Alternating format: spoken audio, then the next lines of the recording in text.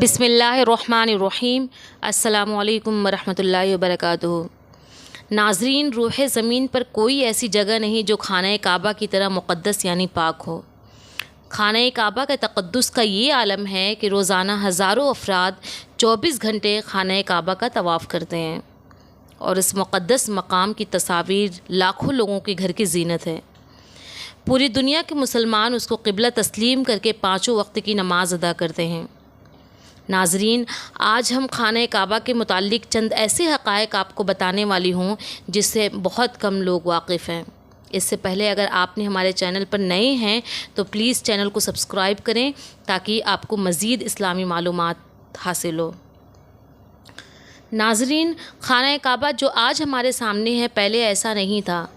حضرت ابراہیم علیہ السلام اور ان کے بیٹے حضرت اسماعیل علیہ السلام کے دور میں تعمیر ہوا۔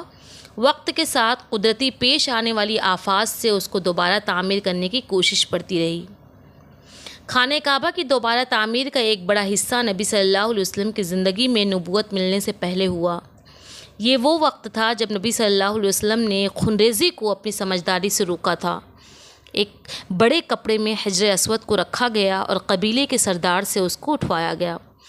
اس کے بعد کئی بار خانہ کعبہ کی تعمیر ہوتی رہی۔ آخر میں خانہ کعبہ کی تعمیر 1996 میں ہوئی، جس کے نتیجے میں بہت سے پتھر کو ہٹوا دیا گیا تھا اور بنیاد کو مضبوط کر کے ایک نئی چھت ڈال دی گئی تھی۔ ناظرین، آج ہم جب خانہ کعبہ کو دیکھتے ہیں، کالے غلاف اور سونے کے دھاگے سے ڈھکا ہوا ہے، لیکن مختلف ادوار میں خانہ کعبہ کا غلاف لال، ہرا اور سفید رنگ کا بھی تھا۔ فتح مکہ کے بعد آپ صلی اللہ علیہ وسلم نے خانہ کعبہ کی چابیاں بنی شیبہ حضرت عثمان بن طلحہ کو دے دیں اور کہا کہ یہ چابیاں ہمیشہ ہی آپ کے پاس رہیں گی، سوائے اس کے کہ کوئی غیر اخلاقی طریقے سے اس کو چھینے یا زبردستی کرے۔ اس وقت سے آج تک یہ چابیاں انہی کے خاندان والوں کے پاس ہیں، اور جب بھی خانہ کعبہ کو کھولا جاتا ہے تو یہ سعادت صرف اسی خاندان کو نصیب ہے۔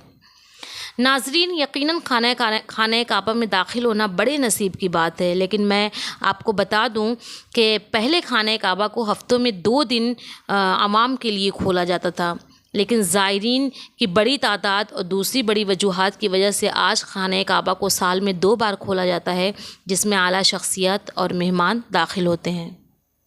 ناظرین، کئی سال پہلے تک یہ ہوتا تھا کہ لوگ اس چیز کی بھی ٹوہ میں رہتے تھے کہ خانہ کعبہ اندر سے کیسا لگتا ہوگا۔ خوش نصیب ہیں وہ لوگ جس کو اندر داخل ہونے کا موقع ملا، اور وہ بھی خوش نصیب ہے جس نے خانہ کعبہ کی تصویر بنائی، جس کے ذریعے لوگوں نے انٹرنیٹ سے اس تصویر کو دیکھا۔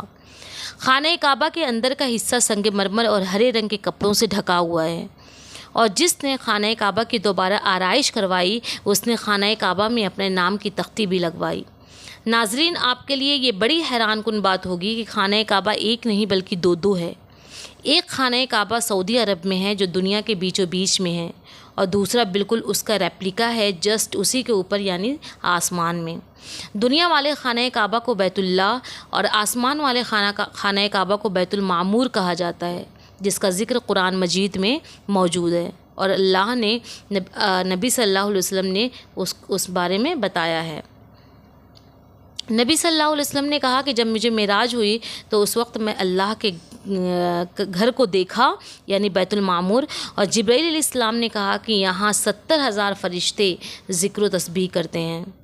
ایک اور چیز میں آپ کو بتا دوں کہ نبی صلی اللہ علیہ وسلم نے اپنی زندگی میں خانہ کعبہ کو دوبارہ تعمیر کرنے کا ارادہ کیا تھا، لیکن اس سے پہلے وہ اس جہان فانی سے رخصت ہو گئے۔